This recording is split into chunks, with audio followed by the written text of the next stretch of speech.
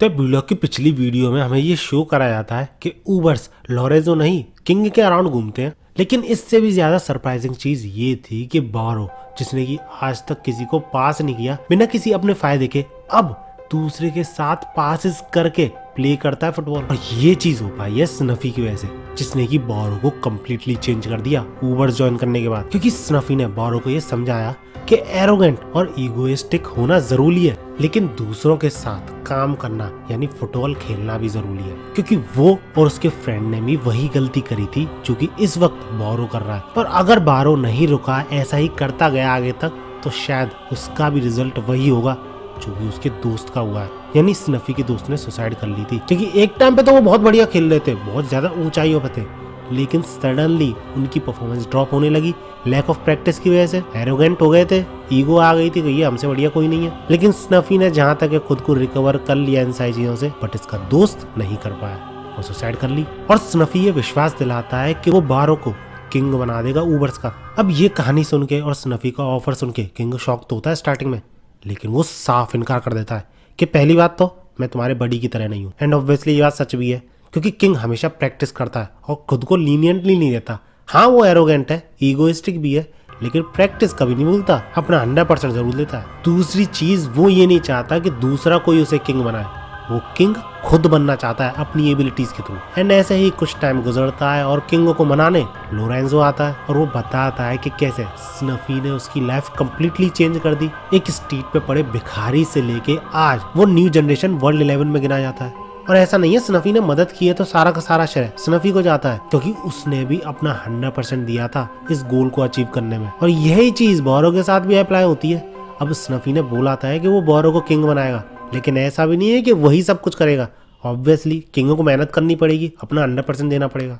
अब पहले तो किंग इसके बारे में थोड़ा बहुत सोचता है, बट एट द एंड इस कंक्लूजन पे निकलता है कि वो स्नफी की मदद लेगा, नो डाउट, लेकिन उसका सक्सेसर बन के नहीं, सिर्फ ऊबर्स का किंग बन के नहीं। वो स्नफी से वादा मांगता है कि वो पूरे वर्ल्ड का, पूरे सॉकर का किंग बनाए उसे। एंड दैट्स हाउ इनके बीच में डील होती है। एंड किंग, जिसने कि आज तक किसी के भी साथ कोऑपरेट नहीं किया था, ऊबर्स के साथ कोऑपरेट करने लग जाता है। इसके बाद बारो बड़े ही एटीट्यूड के साथ सागी से बोलता है, क्या हुआ लूजर, इतना ही दम है क्या तुझमें? इस पे सागी चुप, क्योंकि वो कुछ भी नहीं कर पाया लिटरली। क्योंकि ऊबर्स ने सारी चीजें इतनी फास्ट की कि वो रिएक्ट ही नहीं कर पाया, कुछ सोचने का मौका ही नहीं मिला उसे। लेकिन वो सारी चीजें एक तरफ और बारो की स्किल्स एक तरफ। बंदे ने जिस तरीके का गोल अभी किया है, ब्लू लॉक में शायद रिन ही होगा जो ऐसा गोल कर सकता है। क्योंकि ना सिर्फ बारो ने छुपकर गोल किया है, बल्कि सही मूवमेंट का इंतजार किया था, तब गगामारू को बिल्कुल भी अंदाजा ना हो कि क्या होने वाला है। जिस वजह से इसागी के अकॉर्डिंग बारो को एक नया तरीका मिल गया अपनी आइज को यूज करने का, और उन आइज को इसागी प्रेडेटर आई बोलता है।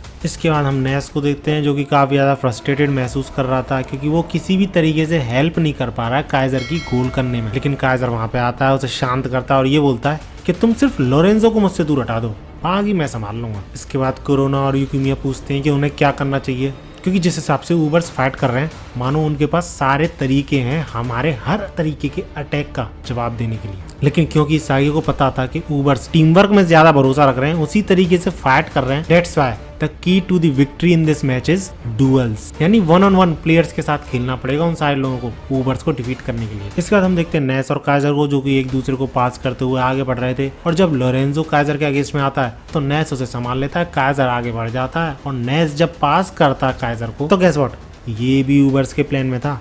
आर्यू आता है और उस पास को डिफ्लेक्ट कर देता है। जिसके बाद जब बॉल जा रही थी लोरेंजो के पास, तो बीच में फिर से इसागी आ जाता है और शॉक कर देता है लोरेंजो को, साथ ही साथ नेस को भी शॉक कर देता है। लेकिन टू बी ऑनेस्ट, मुझे बिल्कुल भी आइडिया नहीं था कि इसागी को भी अब कोई शॉक करने वाला है, क्योंकि अचानक से इसागी से बॉल स्टील कर लेता है नेस, और तब जाके इसागी को रियलाइज होता है कि सिर्फ उसके पास मेटा विजन नहीं है, नी को भी मेटा विजन को अनलॉक कर चुका है। क्योंकि वो दोनों ही सेम तरीके का प्ले देख रहे थे ग्राउंड पे और सेम जगह पे आते हैं बॉल को लेने के लिए। अब इस टैकल के बाद दोनों ही टीम्स में हाइप बढ़ जाती है, क्योंकि एक तो दोनों टीम्स बराबर गोल्स पर थी, एंड ऊपर से सारे प्लेयर्स अपने अपने रोल्स में बेस्ट कर रहे थे। क्योंकि जहां इसागी का विजन फ्यूचर को कंट्रोल करने की कोशिश करता है, वहीं बारो का विजन शूट का चांस ढूंढने की कोशिश करता है। इतने में काइजर हमें काफी ज्यादा सीरियस होता हुआ दिखता है, और शायद से उसके पास कोई ट्रम्प कार्ड था जो कि अब वो यूज करने वाला था। और जब मैच रीस्टार्ट होता है एंड बॉल मैच के पास पहुंचती है, तो ऑब्वियसली वो काइजर को पास करने वाला था, लेकिन उसके कुछ करने से पहले ही उसकी अपनी ही टीम का प्लेयर कुनिगामी उससे बॉल चढ़ा लेता है और उस बॉल को लेकर गोल की तरफ भागने लगता है। सही में यार कभी कभी तो फील ही नहीं होता है कि ये फुटबॉल खेलना है। इसके बाद कुनिगामी को रोकने जब ऊवर्स के प्लेयर्स आते हैं तो तुमने देखा ही होगा कुनिगामी ने कभी भी किसी को पास नहीं किया है, एटलीस्ट पिछले 2 मैचेस से। और ऐसा ही वो इस मैच में भी करता है, अकेला ही सारे प्लेयर्स को चकमा देते हुए आगे बढ़ रहा होता है। और यही चीज सागी भी देख रहा था और उसे पता था अभी फिलहाल के लिए वो ऐसा कर पा रहा है, लेकिन आगे चल के जब डिफेंडर्स की बारी आएगी तब वो ऐसा नहीं कर पाएगा और वही उसका चांस होगा बॉल को स्टील करने का। लेकिन इसागी को अब ये भी पता है कि वो अकेला नहीं है जो कि ये चीज देख पा रहा है, नीको भी देख रहा है। और जब कुनिगामी का सामना होता है नीको से एंड इसागी भी जब उस पॉइंट पर पहुंच रहा था तो तभी नीको को रोक लेता है राइची और बॉल को चुरा ले जाता है इसागी। और शॉक्ड नीको क्यों फील हो गया सारी चीजें प्रिडिक्ट करने में, इसागी एक्सप्लेन करता है कि उसका विजन अभी भी काफी ज्यादा शॉर्ट है। वो सिर्फ एक ही चीज पे फोकस कर रहा था, इसागी और फुटबॉल पे, जिस वजह से वो और आसपास के प्लेयर्स को एनालाइज कर ही नहीं पाया, जिस वजह से इसागी को मौका मिल जाता है। और इसागी को ये मौका ऐसे ही नहीं मिला है, सही टाइम पे उसने देख लिया था कि राइची नीको को रोकने आ रहा है। इस वजह से वो नीको के विजन में आया था, बॉल के पीछे पड़ने लगा था, जिससे कि नीको को ऐसा फील हो कि वो सब कुछ एनालाइज कर पा रहा है लेकिन रियलिटी में ऐसा था नहीं। एंड इसी के साथ इसागी और कोरोना आगे बढ़ने लगते हैं एक दूसरे को पास देते हुए, लेकिन तभी एक और डिफेंडर से सामना होता है इसागी का और वो था आइकू। इसके बाद कोई और रास्ता ना दिखने पर इसागी अपने लेफ्ट फुट के साथ शॉट मारने की कोशिश करता है, लेकिन आइकू हंसते हुए बोलता है कि तुम दूसरों को पागल बना सकते हो, मुझे नहीं, because I know your lefty direct shot is imperfect. जो सुन के इसागी अंधेरे में, क्योंकि आइकू ने सिर्फ एक बार में उसकी एबिलिटीज को साफ साफ देख लिया था। और जब ऐसा फील हो रहा था कि इसागी से आइकू बॉल चुरा लेगा और ऊवर्स का काउंटर शुरू हो जाएगा फिर से, तो तभी वहां पे आता है यूकिमिया और इसागी से बॉल पास करने को बोलता है। अब इसागी चाहता तो नहीं था, लेकिन वो यूकिमिया को पास कर देता है क्योंकि उसके पास और कोई रास्ता नहीं था, वो कम्प्लीटली ब्लॉक हो चुका था। लेकिन तभी लोरेंजो की सरप्राइजिंग एंट्री होती है यूकिमिया के आगे, और जब ऐसा लग रहा था कि अब यूकिमिया को छोड़ के लोरेंजो के पास बॉल जाएगी, तो फिर से एक सरप्राइजिंग एंट्री होती है काइजर की, और ना चाहते हुए भी इसागी बॉल पास कर देता है काइजर को। और जब काइजर एक तगड़ी किक के साथ गोल करने ही वाला था, तो तभी वहां पे सेंदो आ जाता है उसको रोकने के लिए। लेकिन ये चीज भी काइजर ने पहले से ही देख रखी थी, मतलब इतना सारा प्रेडिक्शन उसने ऑलरेडी कर चुका था, और वो फेंट का यूज करके आर्यू की पीठ का फायदा उठा के over the head Kaizer impact मारता है। और भाई साहब जिस तरीके से ये गोल होता है आइकू को नटमैक करते हुए, ये फील्ड पे प्रेजेंट सारे प्लेयर्स को शॉक कर देता है, एक को छोड़ के, जो कि था न्यू जनरेशन वर्ल्ड 11। वो जानता था काइजर कितना कैपेबल है। अब काइजर के इस गोल से नेस तो बहुत ज्यादा खुश था, यूं समझ लो बावला हुए जा रहा था। सही में यार इसका रिएक्शन देख के ऐसा लगा कि ये स्ट्रेट है कि नहीं। लेकिन काइजर बिल्कुल भी खुश नहीं था और नेस से चुप रहने को बोलता है और एक इडियट की तरह बिहेव करने से मना करता है, बंद करने को बोलता है, क्योंकि ये जो गोल था ये खुद का गोल नहीं मानना था, वो इसागी के थ्रू असिस्ट हुआ था और तब जाके वो गोल कर पाया है। इस बात से वो काफी ज्यादा इरिटेट महसूस कर रहा है और ये गोल उसे बिल्कुल भी मंजूर नहीं था। वो तो लोरेंजो की वजह से और इसागी एक गोल कर चुका था, इस वजह से उसने ऐसा गोल किया है, एंड अगला गोल जो होगा वो खुद के बलबूते पे करेगा, ये डिसाइड करता है। लेकिन दूसरी तरफ इसागी ऑब्वियसली काइजर के इस गोल से काफी ज्यादा इंप्रेस हो गया था, क्योंकि फॉर श्योर इसागी के अकॉर्डिंग ये एक वर्ल्ड क्लास गोल था। लेकिन वो सारी चीजें साइड हटाएं तो इसागी जो चाहता था अब वो होने लगा है। अब काइजर का फोकस गोल्स करने पे नहीं है, इसागी को हराने पे, और यही वो चाहता था। लेकिन तभी हमें ये दोनों बंदे दिखाए जाते हैं जिनके की पैर में क्रैम्प आ गया था, जो देखते हुए स्नफी डिसाइड करता है फील्ड में उतरने के लिए और उसको अपोज करने के लिए नियो नोआ उतरता है फील्ड में। एंड आई एम श्योर तुम लोग भी समझ ही गए होगे कि असली मैच मास्टर स्ट्राइकर के फील्ड में उतरने के बाद ही शुरू होता है। लेकिन तभी हम फर्स्ट टाइम देखते हैं कि ह्योरी भी खेलना चाहता था अपने मन से, ऐसा नहीं था कि उससे कोई जबरदस्ती कह रहा था। इस बंदे को जेन्युइनली इंटरेस्ट आ रहा था फुटबॉल खेलने में, स्पेशली इसागी के साथ। इसका जब मैच रीस्टार्ट होता है तो ऊवर्स बर्जरकर फॉर्मेशन ले लेते हैं, जिसमें कि ज्यादातर प्लेयर्स ऊवर्स के ऑफेंस में रहते हैं और गोल की तरफ बढ़ रहे होते हैं। और जो पासिंग टेम्पो होता है, यानी फ्रीक्वेंसी जो होती है पास की,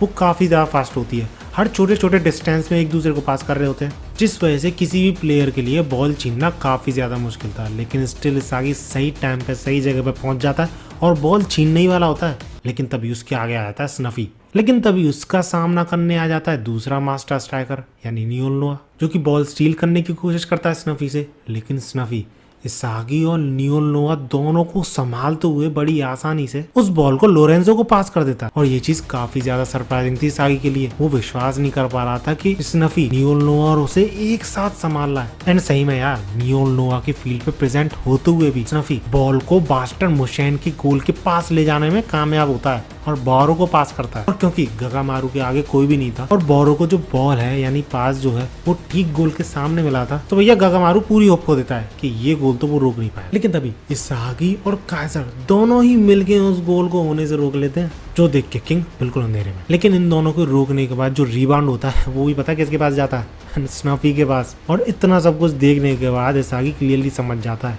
कि फील्ड को जो कंट्रोल कर रहा है वो ना तो खुद है, ना ही काइजर है, ना ही नियोल नोआ है। फील्ड को कंट्रोल करने वाला और कोई नहीं, स्नफी है। लेकिन दिक्कत पता है यहाँ पे क्या थी? स्नफी का जो प्ले था वो सिर्फ 3 लोग ही समझ सकते थे बास्टर मशीन में। पहला तो खुद इसागी, दूसरा काइजर, तीसरा नियोल नोआ। जिस वजह से थे तो ये तीनों स्ट्राइकर ही, लेकिन डिफेंडिंग का भी काम यही तीनों कर रहे थे इस पॉइंट ऑफ टाइम पे। एंड समहाउ जैसे तैसे बॉल को बोरो के पास जाने से रोक रहे थे, क्योंकि अगर एक बार बोरो के हाथ में बॉल आ गई तो वो अपनी प्रेडेटर आइज का यूज करके गोल 100% कर देगा। और क्योंकि स्नफी खुद अपने आप जाके गोल नहीं करना चाहता था, वो बोरो को पास कर रहा था जिससे कि बोरो गोल कर सके, इसलिए साई समझ जाता है कि पिछले 2 मैचेस से ये मैच काफी ज्यादा अलग है। अब स्नफी के मन में क्या चल रहा है एग्जैक्टली, वो करना क्या चाहता है, उसका अगला मूव क्या होगा, इन सारी चीजों के बारे में सोचते हुए स्पेस आउट होते हुए देखकर नियोल नोआ आता है पीछे से और पूछता है उससे कि क्या दिक्कत है सागी, क्या सोच रहे हो तुम। और तुम सबको लग रहा होगा कि यार नियोल नोआ बड़ा इंटरेस्ट ले रहा है सागी में, लेकिन let me tell you, recent chapters जो हैं उसमें ये चीज रिवील हुई है कि नियोल नोआ ऐसा क्यों कर रहा है। लेकिन फिलहाल करंट मैच की बात करें तो नियोल नोआ बताता है सागी को कि स्नफी ने जुजुत्सु सीख रखा है, जो कि एक ऐसा मार्शल आर्ट है जो कि काफी हद तक सिमिलर है जूडो से। और जुजुत्सु को ही अपनी सॉकर स्किल्स के साथ मिक्स करके स्नफी ने कुछ अलग ही तरीके का प्ले बना लिया है, जिसके थ्रू वो बॉल को आसानी से अपने आसपास रख सकता है, फिर चाहे वर्ल्ड क्लास प्लेयर्स उससे बॉल छीनने क्यों ना आ रहे हो। लेकिन स्टिल नियोल नोआ ये भी कह देता है कि भले ही स्ट्राइकर के तौर पे मेरे सामने कुछ नहीं है स्नफी, लेकिन ऑलराउंडर प्लेयर के तौर पे वर्ल्ड नंबर 1 है स्नफी। इस बात में कोई भी डाउट नहीं है। जिस पे सागी नियोल नोआ से पूछ लेता है भैया पर कैसे रोका जाए इसे, तो नियोल नोआ कहता है आई डोंट नो। इस चीज पे सागी चिल्लाने लग जाता है, व्हाट, क्या मतलब तुम्हें नहीं पता? तुमने तो कहा था कि किसी भी तरीके के प्ले को थ्योरी में देखा जा सकता है और उसके थ्रू उस चीज को सॉल्व किया जा सकता है। एंड अगर तुम्हें ये बात समझ में नहीं आ रही तो इस वीडियो को जाके देख लो, तभी समझ में आएगी। फिर अगेन नोआ बोलता है कि सीरियसली आई डोंट नो, क्योंकि स्नफी अलग अलग तरीके के अटैक पैटर्न्स का यूज कर रहा है। उसकी जो टीम है पूरे के पूरे सिंक में है और वहीं अपनी टीम एक तो सिंक में नहीं है, ऊपर से एक दूसरे के मूवमेंट्स पे कोई ध्यान ही नहीं देता, अपनी अपनी धुन में चल रहे हैं सब, जिस वजह से एनिमी के मूवमेंट्स को यानी अपोनेंट के मूवमेंट्स को रोकना और भी ज्यादा हार्ड हो जाता है। जिस पे सागी बोलता है कि हाँ तभी तो पूछ रहा हूँ मैं तुमसे कि क्या करना चाहिए। तो इस पे नियोल नोआ ये बोलता है कि 3 मिनट तक इंतजार करो, जब तक स्नफी यहाँ पर है यानी फील्ड पे प्रेजेंट है तब तक हम सिर्फ एंड्योर कर सकते हैं, यही बेस्ट स्ट्रेटेजी होगी। एंड भाई साहब एंड्योरेंस वर्ड सुनते ही सागी के दिमाग की घंटी बज जाती है। एंड तभी सागी अचानक से दौड़ने लगता है, वंडरिंग किसकी तरफ, राइची की तरफ, क्योंकि राइची ही एक डिफेंडर था ब्लू लॉक का जो कि बास्टर मिशन में प्रेजेंट था और वो सुन भी सकता था सागी की। डेट्स व्हाई सागी राइची से बोलता है स्नफी को रोकने की, लेकिन राइची भी बोल देता है कि भैया इतना आसान होता तो मैं पहले ही कर चुका होता, लेकिन वो वर्ल्ड क्लास प्लेयर है, ऐसी थोड़ी रोका जा सकता है उसे। तो इस पे सागी ये समझाता है राइची को कि तुम्हें कंप्लीटली रोकने की जरूरत नहीं है स्नफी को, बस उसके मूवमेंट रेस्ट्रिक्ट करने हैं। और अगर तुम स्नफी के 2 मीटर रेंज में रहते हो 180 डिग्री के एरिया में, तो तुम ऐसा 100% कर पाओगे, उसे रोक पाओगे। और इस तरीके के प्ले को बोलते हैं प्रोटेक्टर कवरिंग। मुझे तो इस चीज के बारे में पता नहीं है, लेकिन अगर कोई फुटबॉल खेलता है और ये वीडियो देख रहा है तो लेट मी नो इन कमेंट्स, तुम्हें पता थी कि नहीं। खैर जैसा सागी बोलता है वैसा ही राइची करता है। स्नफी जहां जहां जा रहा था राइची भी वहीं जाता है, 2 मीटर की रेंज बना के रखता है। और जैसे ही स्नफी पास करने की कोशिश करता है उसी 2 मीटर रेंज का फायदा उठा के उसके पासेस के ऑप्शन कम से कम करता है। और जब स्नफी पास करना शुरू करता है अपने ऊबर्स के प्लेयर्स को और वो ऊबर्स के प्लेयर्स भी पास करते हैं, तो इसागी इस रूट को जानता था, इस अटैक पैटर्न को जानता था कि आगे बॉल किसके पास जाएगी। और जब लोरेंजो के पास पहुंचने वाली होती है बॉल, तो तभी बीच में सागी आके उस बॉल को स्टील कर लेता है, जो चीज देख के लोरेंजो बिल्कुल शॉक है। लेकिन अगेन ये चीज भी स्नफी के प्लान में थी, उसके अटैक पैटर्न में थी कि अगर कोई इस अटैक पैटर्न में बॉल स्टील करने की कोशिश करता है, उसके पास बॉल पहुंच जाती है, तो आयकू का काम था वापस से बॉल को छीन कर ऊबर्स के प्लेयर्स में किसी को दे देना। एंड एग्जैक्टली ऐसा ही आयकू करने की कोशिश करता है और बॉल पास करता है बारो को। अब इस बॉल को रोकने की कोशिश तो करी थी प्लेयर्स ने, लेकिन वो रोक नहीं पाते। बारो के पास बॉल पहुंच जाती है और वो किक करने को बिल्कुल तैयार है गोल के सामने, लेकिन इस बार गगामारू बिल्कुल तैयार था गोल सेव करने के लिए। बट बारो इतनी आसानी से गोल करने की कोशिश नहीं करता। उसकी प्रेडेटर आए, इसलिए वो मौके की तलाश में था और इसी मौके की तलाश में बहुत सारे बास्टर मुशैन के प्लेयर्स उसे रोकने की कोशिश करते हैं। लेकिन इस बार गगामारू बिल्कुल भी डरा हुआ नहीं था। उसे पता था किंग इतनी आसानी से गोल नहीं करेगा। वो तब तक इंतजार करेगा जब तक गगामारू यानी गोलकीपर उसे देख ना पाए। और जैसे ही बास्टर मुशैन का प्लेयर उसके सामने आता है और किंग दिखना बंद हो जाता है, तभी किंग किक करता है। और एग्जैक्टली यही गगामारू ने सोचा था। तो वो सही टाइम पे रिएक्ट कर पाता है और ना सिर्फ उस गोल को होने से रोक पाता है बल्कि बॉल को अपने हाथों में जकड़ लेता है। सिर्फ डिफ्लेक्ट नहीं करता, हाथों से पकड़ लेता है बॉल और बिना कोई टाइम वेस्ट किए काउंटर के तौर पे इसागी के पास बॉल फेंकता है।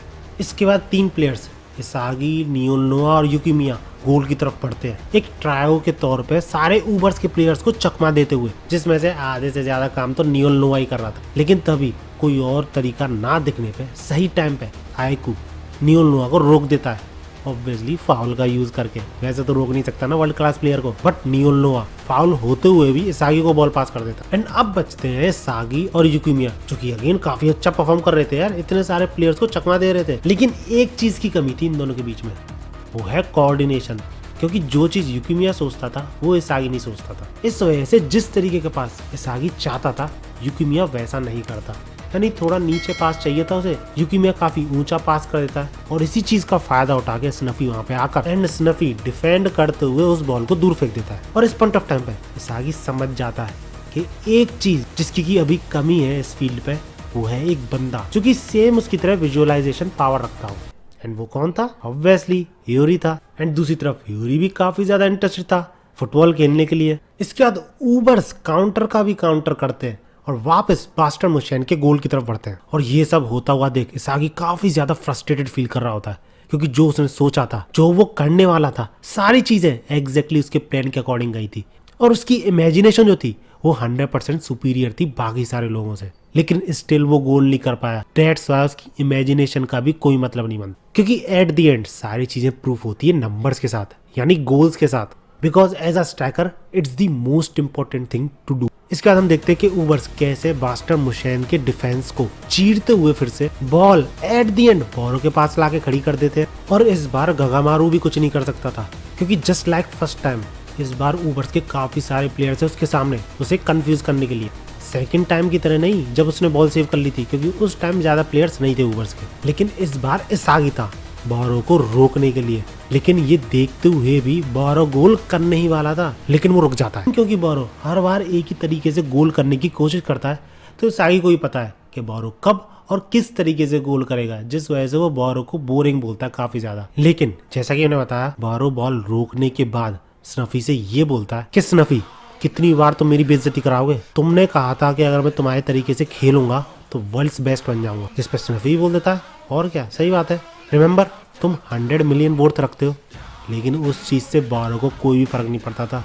वो ये बोलता है स्नफी से कि 4 बार, पूरे के पूरे 4 बार इस गेम में इसागी ने मुझे रोका है, जिस वजह से मैं तुम्हारे तरीके से खेलने से साफ इनकार करता हूँ। और ये चीज सुन के स्नफी, लोरेंजो और इसागी बिल्कुल शॉक्ड, क्योंकि असली खेल तो किंग का अब शुरू होने वाला था। Unpredictable movements. एंड इसके बाद ऊबर्स स्नफी के तरीके से नहीं, बोरो के तरीके से खेलने लगते हैं, क्योंकि एट द एंड हम बोरो ही गोल कर सकता है, क्योंकि स्नफी को नियोल-नोआ ने संभाल रखा है और सबसे तगड़ा स्ट्राइकर पूरी टीम में स्नफी के बाद बोरो ही है। जिस वजह से सारे प्लेयर्स को उसकी सुननी पड़ती है। ऊपर से वो ब्लॉक प्लेयर्स को पास करता है, क्योंकि ऑब्वियसली अनकंट्रोलेबल है, सब अपनी अपनी सुनते हैं। इस वजह से बोरो के साथ वो मिल जाते हैं और एक रैंडम पैटर्न में खेलने लगते हैं। और उन्हीं के साथ लोरेंजो काफी यार इंटरेस्टिंग बोलते हुए इस चीज को वो भी जुड़ जाता है इनके ग्रुप में। अब ये चीज देख के स्नफी पहले तो शॉक होता है, लेकिन बाद में काफी ज्यादा एक्साइटेड फील करने लग जाता है। वो देखना चाहता था कि क्या बोरो उसकी टीम को, जो कि आइडियल टीम है किसी भी स्ट्राइकर के लिए, उसको यूज करके गोल कर सकता है। लेकिन बोरो इस चीज से भी इनकार करता है, क्योंकि वो ये मानता था कि अगर वो स्नफी की तरीके से चलेगा, उसके टीम के खेलने के तरीके से चलेगा, एंड अगर वो हारते हैं एट द एंड, तो सारा इंजाम स्नफी पे जाएगा, जो कि एज अ स्ट्राइकर बहुत ज्यादा गलत है। क्योंकि अगर इंजाम तुम पे नहीं लेगा, तुम पूरी रिस्पॉन्सिबिलिटी नहीं लोगे गोल करने की, तो तुम स्ट्राइकर कैसे रहे यार। और ये चीज बोरो को तब समझ में आई थी जब वो इसागी से हारा था। तो 100 बात की एक बात, बोरो अपने तरीके से खेलेगा, हारता है तो वही रिस्पॉन्सिबल होगा, और अगर वो जीतेंगे तो भी बारो ही रेस्पॉन्सिबल होगा। तो तभी उसके सामने इसागी और काइजर दोनों ही एक साथ आ जाते हैं। एंड टू बी ऑनेस्ट यार, अब जैसे किंग खेल रहा है पहले से काफी ज्यादा ओरिजिनल लग रहा है, क्योंकि ऐसा ही था यार किंग। तो किंग जब कोई और रास्ता नहीं देख पाता इन दोनों को चकमा देख के गोल करने का, तो वो थोड़ा आगे बढ़ता है और भाई साहब कुछ इस तरीके से इन दोनों को बेवकूफ बनाता है कि वो साइड से किक करने वाला है। लेकिन किंग उस पोजीशन में आया था सो डैट वो डबल नटमैग कर सके काइजर और इसागी को, और इस चीज का अंदाजा किसी को भी नहीं था, क्योंकि ऑब्वियसली यार नटमैग में रिस्क होता है, दूसरा वाला अपोनेंट समझ ना जाए कहीं। तो इसलिए किंग ये शॉट करते हुए शो करता है कि उसका प्लेइंग स्टाइल रिस्क से भरा हुआ है, और स्नफी नियोल नोआ का साइड करते हुए इस किक को साफ साफ रास्ता देता है गोल की तरफ। And that's how bastard machine और ऊबर्स बराबर आ जाते हैं 2-2 के स्कोर पर। अब इस तरीके का वाइल्ड प्ले देख के ऊबर्स के प्लेयर्स तो बावले हो ही जाते हैं, लेकिन स्नफी भी इम्प्रेस हो जाता है बारो से काफी ज्यादा। लेकिन क्योंकि स्नफी रिटायर होने वाला था इस नियो ईगोइस्ट लीग के बाद, तो बारो साफ साफ बोल देता है कि स्नफी तुम अभी रिटायर नहीं होगे, डेट को आगे बढ़ा दो, क्योंकि मुझे अभी तुम्हारी जरूरत है नंबर 1 प्लेयर बनने के लिए। जो सुन के स्नफी चुप, लेकिन बाद में हंसते हुए बोल देता है कि चलो ठीक है, मैं कुछ टाइम और काम कर लूंगा इस बिजनेस पे, लेकिन याद रखना बेस्ट प्लेयर तुम नहीं हो, मैं हूँ। और ऐसा ही एक्साइटमेंट बढ़ती जा रही थी सारे ऊबर्स के प्लेयर्स में। एंड एट द एंड बारो इसागी से ही बोल देता है time to settle this loser. अब बारो के इस प्ले से, ऊबर्स के ऐसे प्ले से इसागी काफी फ्रस्ट्रेटेड तो महसूस करता है, बहुत ज्यादा गुस्सा आती है उसे, लेकिन वो मान जाता है कि अभी भी वो काइजर और बारो दोनों से पीछे। बट जैसे ही मास्टर स्ट्राइकर्स के चेंज होने की अनाउंसमेंट होती है, तभी इसागी को एक आइडिया आता है कि एक ऐसा प्लेयर फील्ड में लाया जाए जो कि उसकी हेल्प कर सके गोल करने में। अब वैसे तो नियोल नोआ अपनी जगह जिन कियोरा को भेजने वाला था, क्योंकि बेस्ड ऑन पॉइंट्स वही बेस्ट ऑप्शन है इस टीम में जुड़ने के लिए इस पॉइंट ऑफ टाइम पे। लेकिन इसागी तुरंत ही नियोल नोआ को रोक देता है, ये बोलते हुए कि अभी फील्ड चेंज हो रहा है और उन्हें एक ऐसा बंदा चाहिए जो कि नए आइडियाज ला सके फील्ड पे। लेकिन नियोल नोआ बोलता है कि ये क्या कह रहे हो, सबसे बेस्ट ऑप्शन तो यही है, इसी के नंबर सबसे बेस्ट है अभी। लेकिन पहले जो इसागी ने बोला था ना, वो कंप्लीट ट्रुथ नहीं था। ट्रुथ तो ये था कि इसागी अपना गोल करना चाहता है और उसके लिए उसे दूसरे बंदे की जरूरत है, जिसका की नाम था ह्यूरी। अब इस चीज पे नियोल नोआ ऑब्वियसली मना कर देता है, क्योंकि भैया ये रेशनली डिसीजन लेता है, नंबर्स के बेसिस पे डिसीजन लेता है, जिसके नंबर ज्यादा अच्छे होंगे वही फील्ड पे खेलेगा, ऑब्वियसली यही रूल था इसका। लेकिन इसागी ये सोच रहा था कि उसके प्ले को देख के शायद नियोल नोआ मान जाएगा, लेकिन वो मानता नहीं है। बट समहाउ ह्यूरी और इसागी दोनों मना लेते हैं और ह्यूरी फील्ड पे उतरता है। लेकिन ऐसा नियोल नोआ एक शर्त पे बोलता है कि ठीक है, तुम जैसा चाहते हो वैसा होगा, बट अगर तुम हारे, तुम्हारी वजह से पूरी टीम हारी, तो नेक्स्ट मैच में तुम स्टार्टिंग लाइनअप में नहीं रहोगे। अब पहले वाला इसागी होता तो शायद डर जाता, पीछे हट जाता, लेकिन ये इसागी भाई साहब डरता नहीं है बिल्कुल, तुरंत ही हाँ बोल देता है कोई दिक्कत नहीं है। कंप्लीट ईगोइस्ट बन चुका है अपना बंदा। इसके बाद इसागी और ह्यूरी मैच के लिए तैयार होते हुए यानी फील्ड में एंटर करते हुए बातें कर रहे होते हैं, और इसागी ह्यूरी से जब पूछता है कि तुम्हें क्या लगता है जब यूकिमिया ने मुझे पास किया था तो हम गोल क्यों नहीं कर पाए, तो ह्यूरी एग्जैक्टली वही आंसर देता है जो रीजन इसागी को लगा था। और इसी चीज से इसागी समझ जाता है कि ह्यूरी को फील्ड पे लाना बिल्कुल सही डिसीजन था। इस तरह इसागी और ह्यूरी तैयार हो जाते हैं, बारो भी तैयार हो जाता है, ऊबर्स के प्लेयर सारे के सारे तैयार हो जाते हैं। एंड आफ्टर दैट बारो एंड इसागी के बीच में ये राइवलरी देखकर नेस की फट रही होती है कि इन दोनों की चकाचौंध में हम गायब ना हो जाए। लेकिन इसी एंग्जाइटी को काइजर कम करते हुए बोलता है, अरे बावला हो गया है क्या, ऐसी टेंशन लेगा तो कैसे मैच में खेलेगा। जिसपे नेस पूछता है कि हमें क्या करना चाहिए, तो काइजर के जवाब में ये बोलता है बस एक चीज याद रख, ये रेड हेड गोरिल्ला जो भी कुछ करेगा इसागी उसे 100% रुकेगा और उसी मूवमेंट का हमें फायदा उठाना है और इन दोनों प्लेयर्स की एक साथ फाड़नी है। एंड दैट्स हाउ सारे प्लेयर्स तैयार हो जाते हैं एंड फाइनल किक ऑफ के साथ मैच फिर से रिज्यूम होता है। अब स्टार्टिंग में जैसे ये मैच ऑर्गेनाइज तरीके से खेला जा रहा था ऊबर्स की तरफ से, अब ऐसा नहीं होता, क्योंकि जब किक ऑफ की शुरुआत होती है काइजर के थ्रू तो उसे डायरेक्टली रुकने और कोई प्लेयर नहीं आता, किंग आता है। जिसके बाद काइजर नेस को पास करता है, फिर नेस को रोकने 2 प्लेयर्स आ जाते हैं, जिस चक्कर में नेस को पास देना पड़ता है वापस काइजर को। और इसी के बाद काइजर फुल स्पीड में सारे ऊबर्स के प्लेयर्स को चकमा देते हुए आगे बढ़ रहा होता है और रेंज में आते ही तुरंत ही इंस्टा किल के साथ काइजर इम्पैक्ट का यूज करता है। अब तुम सबको पता ही है काइजर इम्पैक्ट को रोकना इतना आसान नहीं है, बट काइजर शायद भूल गया था कि दूसरी टीम में भी न्यू जनरेशन वर्ल्ड 11 है यानी लोरेंजो, और वही इस गोल को होने से रोक पाता है। और इसी रिबाउंड का इंतजार कर रहा था इसागी, जो कि डायरेक्ट शॉट के साथ गोल करने वाला था। बट अगेन मेटाविजन उसके पास थोड़ी था, सिर्फ दूसरी टीम में प्रेजेंट आईक्यू के पास भी था, तो वो वहां पे पहुंच के तुरंत ही बॉल को दूर फेंक देता है अपने हेड के थ्रू। इसके बाद बॉल जाती है ह्यूरी के पास। अब ह्यूरी वैसे तो काफी अच्छा प्लेयर था, लेकिन क्योंकि ये फर्स्ट टाइम था नियो ईगोइस्ट मैच में खेलना, तो ह्यूरी पे सारे प्लेयर्स हावी हो जाते हैं। सबसे पहले तो बारो आता है उसे प्रेस करने के लिए, जिस चक्कर में वो खुद को संभाल नहीं पाता और बॉल चली जाती है निको के पास। और इसी के साथ ऊबर्स फिर से बास्टर मोशन के गोल की तरफ बढ़ रहे होते हैं। और इसी तरीके के प्ले को देखने के बाद ह्यूरी काफी ज्यादा शॉक हो जाता है। थोड़ी देर के लिए तो उसे समझ में नहीं आता कि ऐसे खेलते हैं वर्ल्ड क्लास प्लेयर और ऐसे इन्वायरमेंट में इसागी गोल करने की कोशिश कर रहा है। एंड टू बी ऑनेस्ट मुझे लग रहा था कि ह्यूरी डिप्रेशन में चला गया, लेकिन उल्टा बंदा एक्साइटेड फील करने लग जाता है। यूँ समझ लो फ्लो स्टेट में चला जाता है और उसे समझ में आ चुका है कि वही है जिसके की पास की है इसागी का अवेकनिंग की।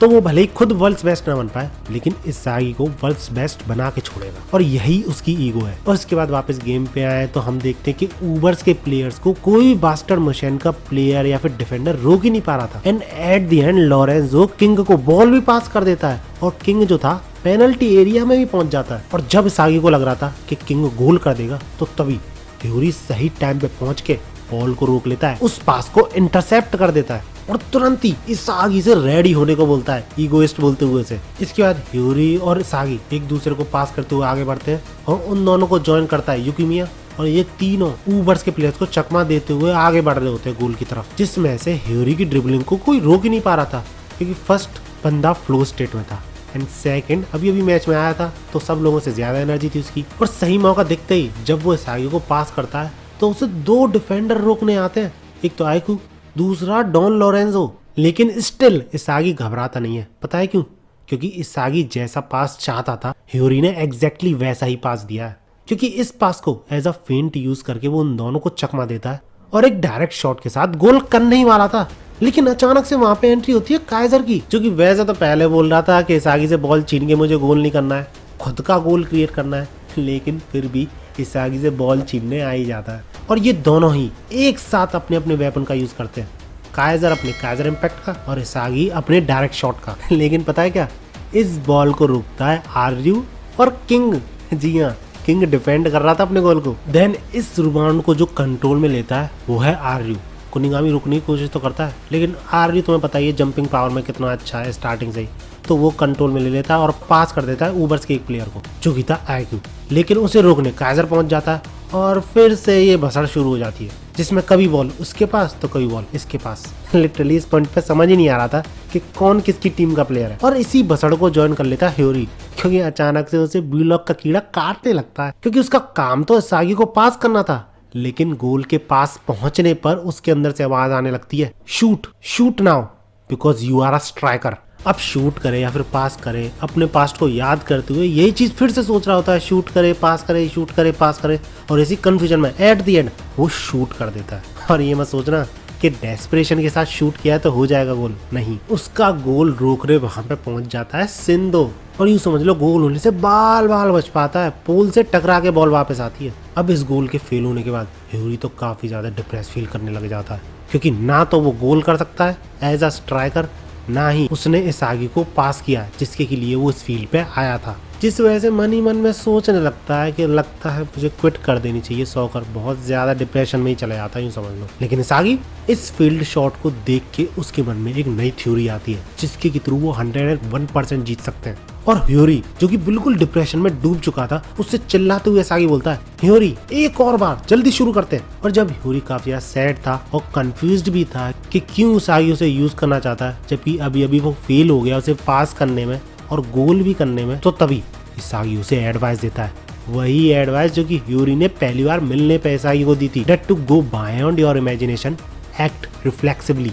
और ये चीज सुन के ह्यूरी बिल्कुल शॉक्ड। और वैसे तो वो अभी सोच रहा था कि वो फुटबॉल क्विट कर देगा अभी तुरंत ही, इस मैच के बाद ही, लेकिन इसागी को ऐसी डेस्परेशन के साथ खेलते हुए उसे फिर से मन करने लग जाता है।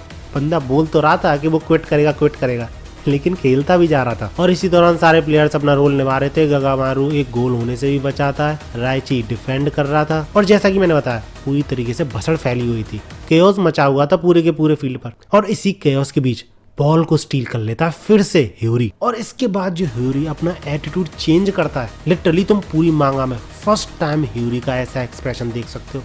यहाँ तक कि जब अंडर 20 से मैच हुआ था ब्लू लॉक का, तब भी ह्यूरी खेला था, लेकिन उस टाइम भी उसका एक्सप्रेशन ऐसा नहीं था, इतना ज्यादा डेस्परेट नहीं था वो जीतने के लिए। एंड दैट्स व्हाई ह्यूरी और इसागी दोनों एक दूसरे को पास करते हुए इतनी तेजी से आगे बढ़ते उन्हें कोई रोक ही नहीं पाता। और जब ह्यूरी सही पोजीशन में था इसागी को पास करने के लिए, तो तभी वो कंफ्यूज हो जाता है। इसागी सामने खड़ा हो गया है आके, जबकि इसागी को गोल की तरफ दौड़ना चाहिए।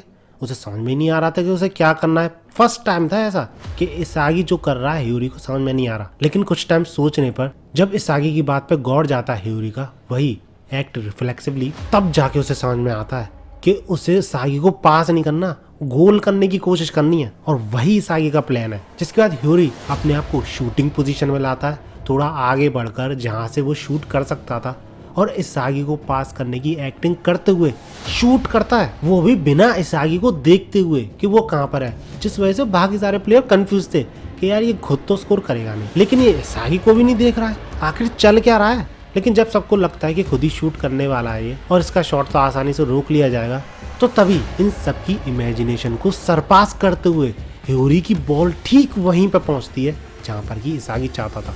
और इसागी वहां पे पहले से प्रेजेंट था इसलिए, और जहां पे इसागी बॉल के पास पहुंचता है वहां पे कोई भी नहीं था। एंड हेंस इसागी डायरेक्ट शॉट के साथ गोल कर देता, और इस तरह इसागी सारे स्ट्राइकर्स को सरपास कर देता है फील्ड पे, और सारे प्लेयर्स की फाड़ देता है अपने इस गोल के साथ। And that's how master mission जीत जाते हैं। सो आज की वीडियो में इतना ही। वीडियो अच्छी लगी है तो लाइक जरूर करना, क्योंकि यार काफ़ी ज़्यादा मेहनत लगी है इस वीडियो में, तुम्हें दिख भी रहा होगा काफ़ी ज़्यादा लंबी वीडियो है। सो लाइक जरूर करना अगर तुम्हें ये वीडियोस अच्छी लग रही है, क्योंकि आगे भी 2-3 वीडियोस आने वाली है। बाकी ऐसी वीडियोस के लिए मेरे चैनल को सब्सक्राइब जरूर कर लेना। मिलते हैं अगली वीडियो में, एंड आगो।